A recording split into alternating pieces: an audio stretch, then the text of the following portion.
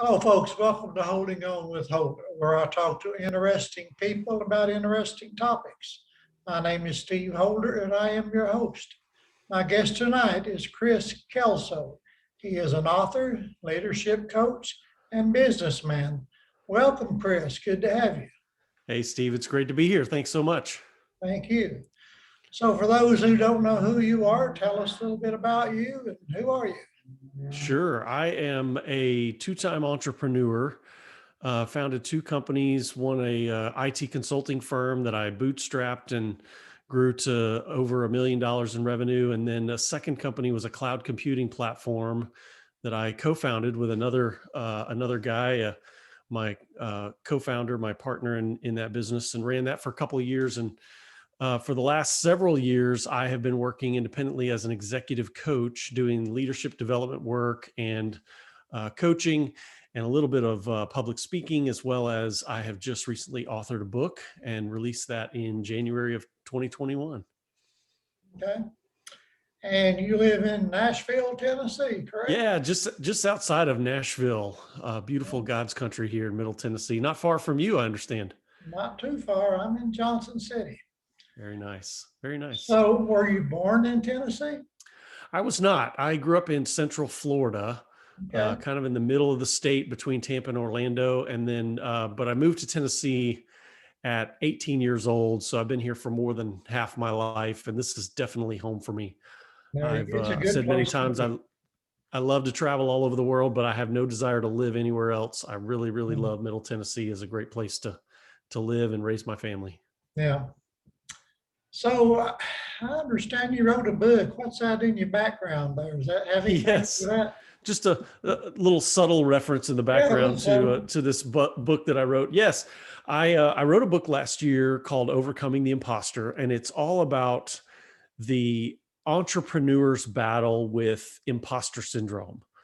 And if your listeners or viewers are not familiar with imposter syndrome, really quickly, it's a psychological term that was coined in the 1970s, and it refers to the tendency of many people to overvalue the accomplishments of others and to undervalue or even doubt the reality of their own success. And so what happens is, I, as an entrepreneur, I may look at another entrepreneur and think, boy, they're successful because they are smart and savvy and they make all the right decisions and they really seem to have it all together and know what they're doing. And whereas my success is largely the result of luck and timing and just some things happening to fall in the right order. And maybe I just happened to know the right person or was in the right place at the right time.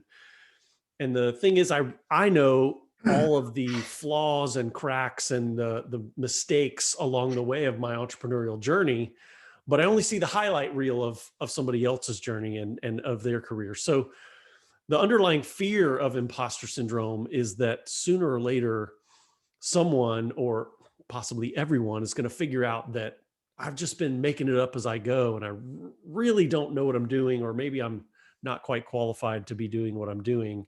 yeah. And that if that happens, it's all going to come crumbling down around me, or I'm going to be exposed as a fraud. Yeah.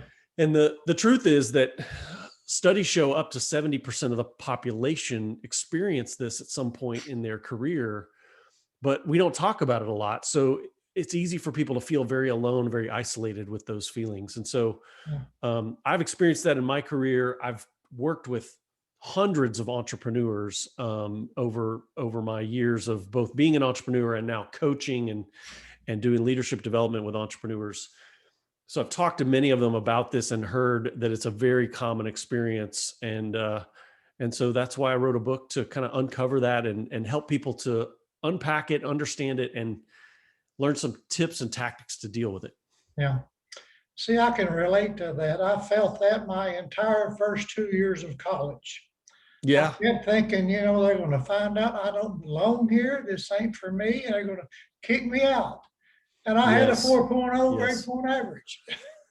Yeah. Yeah. It's amazing how even in the midst of success, Yeah. and that's a key thing, is that imposter syndrome it's when you feel like a fraud despite evidence to the contrary. Yeah. Despite the evidence that you're successful, Yeah. you still feel like it must not be real. It can't be real. It can't be me. It can't be accurate. Yeah. So a lot of people experience that. Yeah. So I know you're a speaker. Is that pretty much what you speak about when you? That is one of the primary topics. I've talked about a lot of different things in the leadership and time management and self-management and self-improvement arena, but for the last year or so, especially, and with the book coming out, that's been the main focus of my speaking at conferences. And it's funny, you mentioned college. I've just started to get invited to speak about imposter syndrome at some universities, and it turns out that a lot of people experience that both during their college years as well as when they transition out of college and Yeah. into the professional arena, Yeah. particularly people that have gone to graduate school and have been in college for 6, 7, 8 years.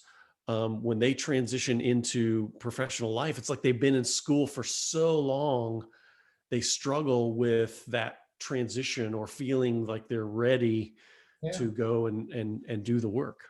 Yeah. I also experienced that a lot last year when I ran for U.S. Congress. I, Mm, I I felt can that in a imagine. big way. Yeah. Yeah. Well, I think, even very successful people, anytime you're trying something new, going from being a professional to going into politics or public service or something like that, there's Yeah. always an opportunity when you're trying something new. And that's actually why entrepreneurs in particular are very susceptible to imposter syndrome, because by nature, entrepreneurs are always trying new things. They're always taking risks. They're always pushing themselves and trying to do things that have never been done before. And that's when that voice of the imposter can really creep up on you and try to convince you that you really don't know what you're doing. Yeah. So you speak at a lot of conferences, then, correct? Yeah, I've done quite a few conferences and events for up to 1,000 people at different times, um, and it's really interesting that there's so many different events for niche groups. I spoke just recently to a group of Christian artists. And not musicians. A lot of times I'm in Nashville, so when you say artist or music, Christian artists, people think musician. But this was, artists, people who craft and paint and create things, and there's a whole community around artists that are people of faith. And so I got to speak to a great group about this topic, and it was really, really awesome to hear the responses from them. Yeah. Now, I know you're a leadership coach. Is that also what you talk about when you talk about leadership? Yeah. So my, if I said my day job or my primary means of earning a living is coaching, and most of that is with CEOs of small businesses between 1 and 25 million in revenue, and then occasionally with their leadership teams as well. So I'm a certified coach with the International Coach Federation, and I've actually just joined the faculty of a coaching school. So I'm going to be teaching coaches, leadership coaches, and doing some training with others in the same way that I went and got trained several years ago when I decided to move into coaching. Yeah. So that's something I've done quite a bit and really, really enjoy. So what are the qualities of great leaders? The qualities of great leaders. I think that great leaders have to have a balance of vision, seeing the future and seeing the possibilities, combined with or balanced with a connection to their people. There are leaders that they get so far ahead of the people that they lead. They're so visionary and so future thinking that they leave people behind.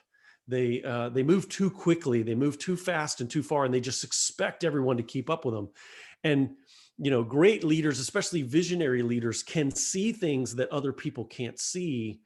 And if they get too far ahead of those people, then they're very difficult to follow. Yeah. On the other hand, on the other side of that is great leaders or leaders can be very connected to their people so much that they don't lead, that they end up just sort of being a part of the group and sort of blending in with the pack. If leaders are trying to be too friendly, too relatable, then they just sort of fall into being one of the group rather than being a leader of the group. And so I think there's an ongoing tension for leaders between staying ahead and being visionary, but not getting too far out ahead of that group, so that you aren't truly leading anymore. You're just taking a walk. Yeah. Well, isn't that where middle management comes in, to be kind of a liaison between the leaders and the workers? Well, I think middle management serves a role in the, between the senior leaders and sort of the ground level, especially of a large organization. But even those senior leaders who are leading, say, the middle managers, they've still got to have and balance that tension and make sure they're not getting too far out ahead of everyone, and just sort of leaving people behind, because those people are not as visionary as they are. Yeah.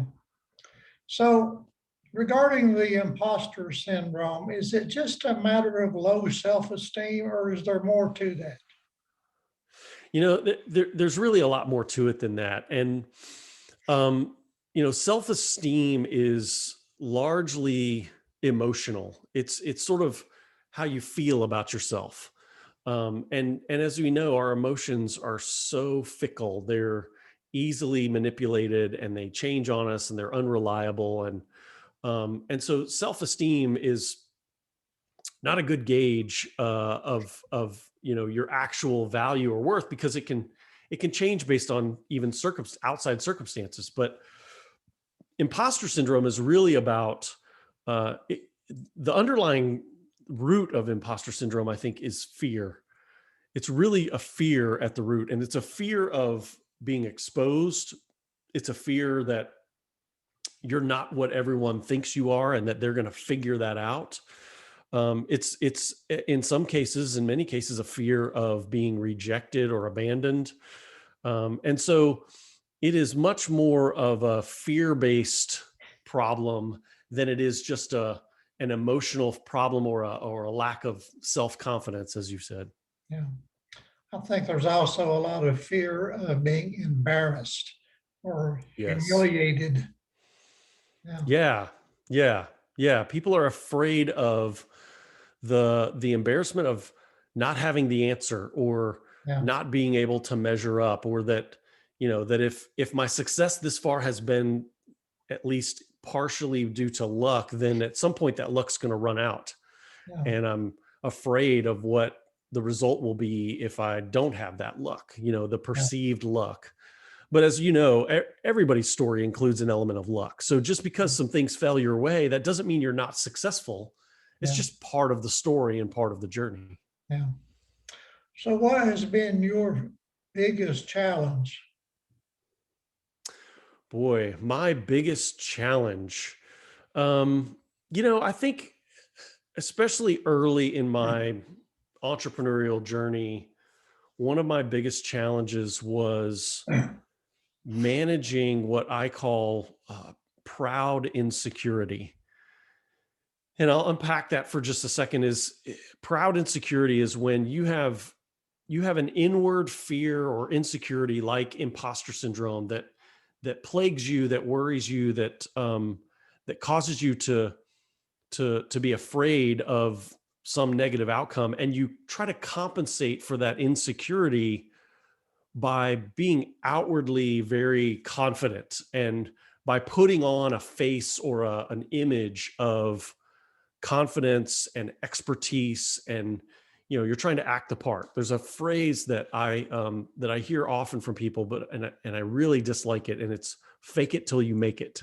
Mhm. People say fake it till you make it. You got to act like you're an expert until you become that expert. And I dislike that phrase, because there's an inherent, first of all, there's an inherent deception in that, but it also is really, really stressful and strenuous to put on, the air of expertise when you don't actually have that expertise. And so what I've found is that for a long time, I juggled this proud insecurity, where I would go from being very confident and feeling like I was on top of the world one moment, to being very fearful and insecure and worried about what people were going to think the next minute. And there's a lot of anxiety, a lot of tension and stress that comes from that, what I call sort of emotional whiplash of going back and forth between those states.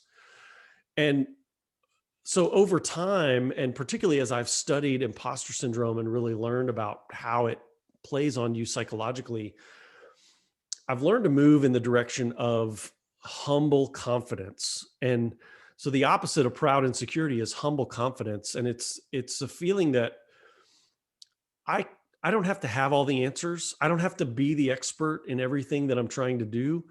And I can be simultaneously confident in the fact that I do have a track record of learning and growing and developing and of trying new things and succeeding, even though I don't have all the expertise, while maintaining the humility that I don't have all the answers, that I'm not the expert, that there may be somebody who's better than me at this, but the humility actually builds my confidence because I don't have to act like something I'm not. And so humble confidence is about maintaining a learner's mindset, being open to new things and open to trials and setbacks, but knowing that I'm gonna benefit from all of those things. I'm gonna learn and grow and develop along the way, and so I can be confident in my ability to learn rather than having to base all my confidence on being the expert or having all the answers. Yeah. So what would you say is your biggest accomplishment so far, Kris? Oh my goodness. That's a tough one, because I mean, I've certainly accomplished some things, but most of the things that I've accomplished, have involved other people. So I can't claim total responsibility for those things. One of the things that I think I did well as an entrepreneur early on is I hired upgrades. And what I mean by that is for the first probably 5 to 7 years of my first business, I was the youngest, least educated, and least experienced person in my entire company. I would make sure that when I hired somebody, I was hiring someone better than me. I was hiring an upgrade. I wanted to work myself out of every role by bringing someone on who was going to do it better than I was. And not a lot of people think that way. A lot of people take the approach that the CEO or the business owner has to be the top of the food chain, if you will, and everybody else is subordinate. And I said, I want to upgrade. I want to hire people who are going to take it to the next level. And like I said, I ended up looking around one day going, there's no one here younger than me. There's no one here with less experience than me. There's no one here with less education than me. I'm the least qualified person in my entire business, and it's going really well. And so that is something that I think of all the trial and error and the challenges and of things that I did well, and certainly lots of mistakes that I made as an entrepreneur. I think that's one thing that I figured out a lot earlier than some people do and got right early in those years. And it helped me out a lot. Yeah. Now, I believe you talk about the inner critic in your book, correct? Yes. Expand on that a little bit. Yeah. So, when you're talking about imposter syndrome, um, people who struggle with it have this inner voice, and some people call it the inner critic. Some people call it the voice of the saboteur. I've started referring to that voice as the imposter, but it's an inner critic that is always telling you things like, you're in over your head, you're not qualified to do this, if you try this, you're going to fail, and you're going to fail publicly, and you're going to fail shamefully, and people are going to see it, and what are they going to think? And so it's that voice inside of many of our heads that tries to talk us out of taking risks and trying great things because of the risk of failure. And the truth is, there is a risk of failure in many things that we attempt to do, especially as entrepreneurs. But I have changed my view of failure in the sense that failure is one of the best ways to learn. Yeah. And so failure is learning. And that inner critic wants to always tell me that failure is fatal, and that failure is a setback, and that failure is going to put a black mark on my career. But I've learned to combat that, to talk back to that voice and say, no, failure is part of the process of success. And so I'm going to experience failure at times, but that's okay. That's how I learn, and that's how I get better. Yeah. So that's the inner critic that I'm talking about. And many people that I've talked to, especially innovators and entrepreneurs and people that are pushing the boundary, they say, yes, I have that inner critic. One of my clients said, I was talking about the inner critic, and she said, my inner critic is a prosecuting attorney. It knows all the facts, and it knows how to argue, and it's really great at negotiation, and it pushes me, and I have to really, really fight it. So a lot of people, I think most everyone has that inner critic at times. Yeah. So what are some of the ways that people self-sabotage? Yeah.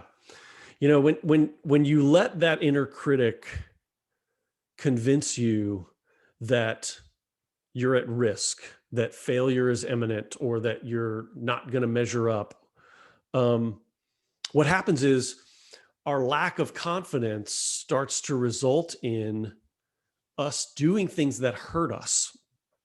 You know, if you're not confident and you go into a negotiation, or you go into a sales presentation, or you're trying to hire someone, or to, to sell to a big customer, that lack of confidence is going to show up. They're going to sense it. They're going to feel it. It's going to be there in your voice and your tenor and how you respond.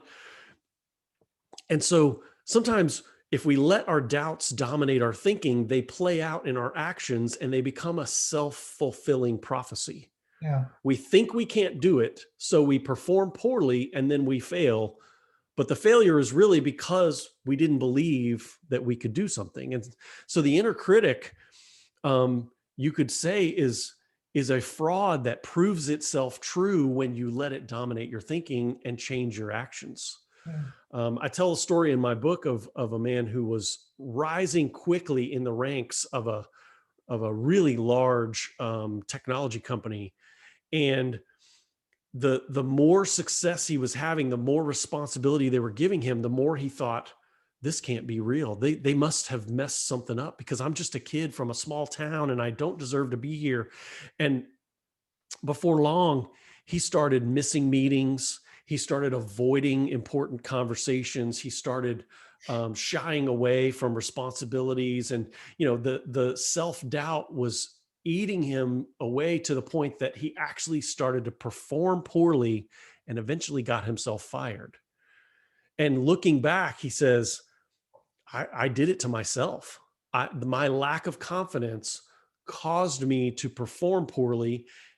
And it wasn't that I was unqualified. All the people that brought me there believed in me. They saw things in me. They knew the potential was there, but I wouldn't let it be real. And that's what I mean when I say self-sabotage, is sometimes we bring it on ourselves when we believe the voice of the inner critic, and we shut out the people in our lives who are saying, no, you can do it. You do have what it takes. You can rise to the occasion.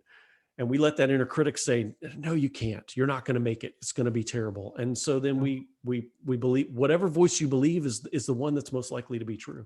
Yeah. So do you consider asking someone for help a sign of weakness or a sign of wisdom and courage? Absolutely, it's wisdom and courage. I think the weakness is when you refuse to ask for help because you're trying to manage your image. If you're afraid to ask for help because you're afraid it's going to make you look weak, that fear of looking weak is the weakness that's going to hold you back, not the asking, right? The asking for help is a sign of strength. And in fact, when you have the humility and the courage to say, I don't have the answers, but I believe I can figure it out, and I need some help. I'm going to go to the people who do and seek wisdom. I mean, that is what takes courage. And that's a sign of courage, not a sign of weakness. Weakness is hiding behind the facade of I can do it on my own. Yeah, Because none of us can do it on our own. We all need one another. We all need help. absolutely. Now, you also mentioned the 3 P's in your book. What are the 3 P's?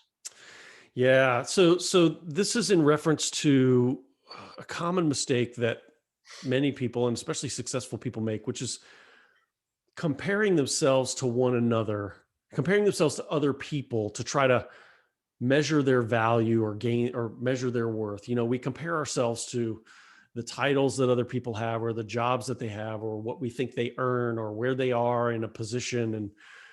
And the truth is the problem with measuring yourself against someone else is you never know their entire story. You don't know what's going on behind the scenes. You only know the facade, the part of their story that they're showing you that you can see on the outside. And so I have developed a way of measuring myself that comes from 3 P's. And those P's are, number one, progress. Am I moving forward towards the goals and the dreams and the purposes that and the things that I've set for myself? If I'm better today than I was yesterday, then I'm making progress. And it doesn't matter how I compare to any other person, because I'm not on their journey and they're not on my journey. I'm making progress toward my journey, towards what I'm doing in life. And as long as I'm making that progress, that's what I should be concerned with and measuring myself against, not against someone else's pace or journey. Yeah. The second P is passion. Am I following my passions? Am I doing work that is in line with my passions, that fuels me, that interests me, that engages me? And again, that's one of those things where I have different passions than someone else. I have different interests than someone else. I have different motivations and drivers than another person. So to compare myself to another person is foolish, because they're not driven by the same things I am, and I'm not going to be driven by the same things that they are. So if I'm making progress and I'm following my passions and I'm being fueled by the work that I'm doing, then I'm making progress and I'm moving in the right direction, regardless of what anybody else is doing. And the third P is purpose.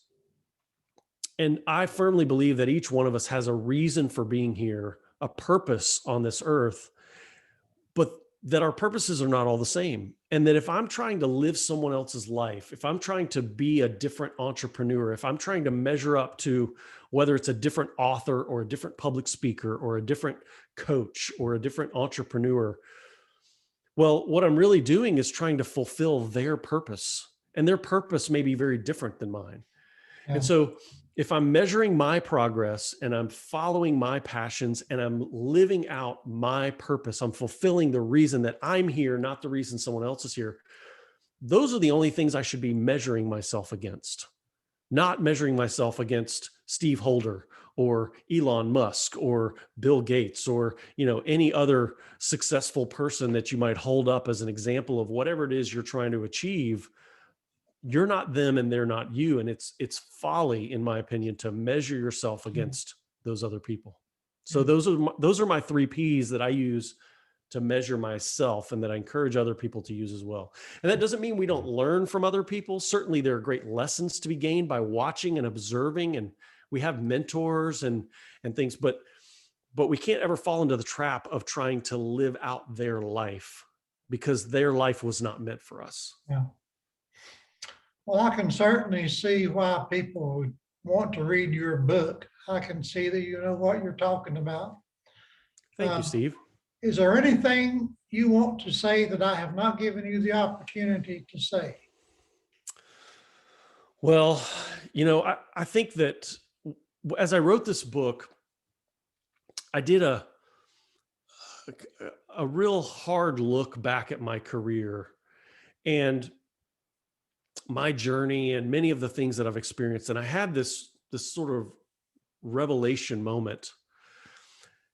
And I was studying imposter syndrome and when it has affected me and how and when I've struggled with insecurity. And one of the things that I discovered was that the moments in my life that I felt the most insecure, the times that I felt the most in over my head or unqualified, or I felt like I was not in control of what was happening and there was risk there, that those moments were the most pivotal and critical moments of my career.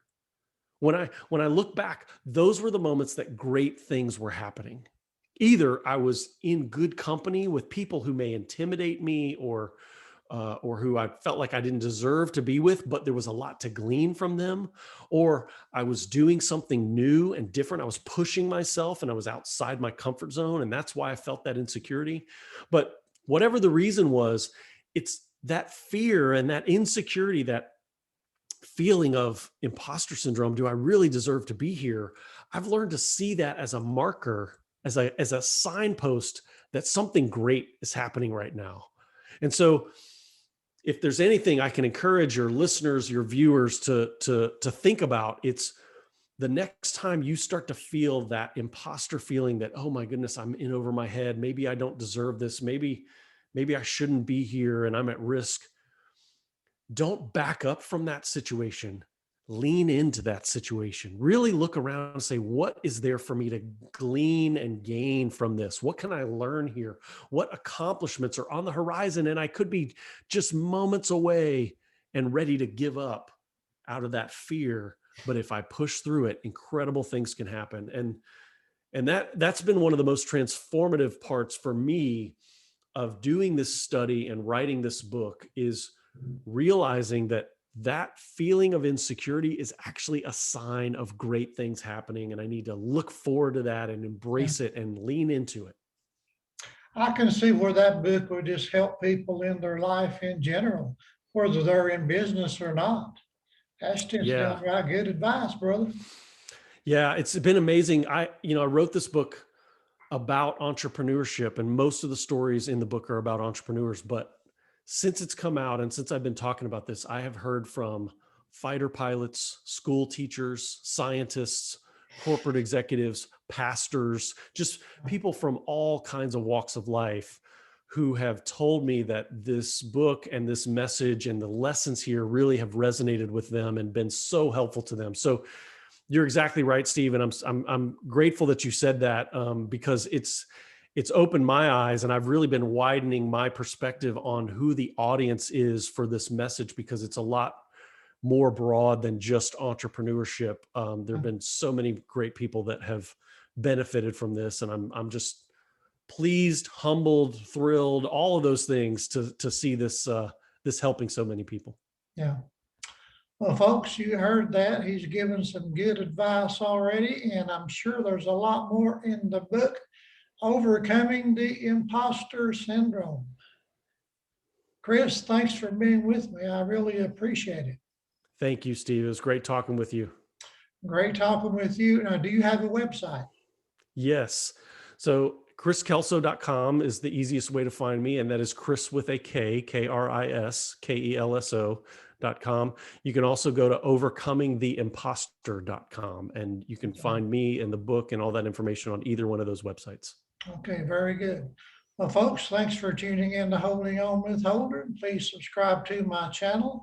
Feel free to share this video all over social media and tell everybody to buy the book, Overcoming the Imposter. Kris, thank you very much, brother. You have a great evening. You too, Steve. Thanks. Bye-bye.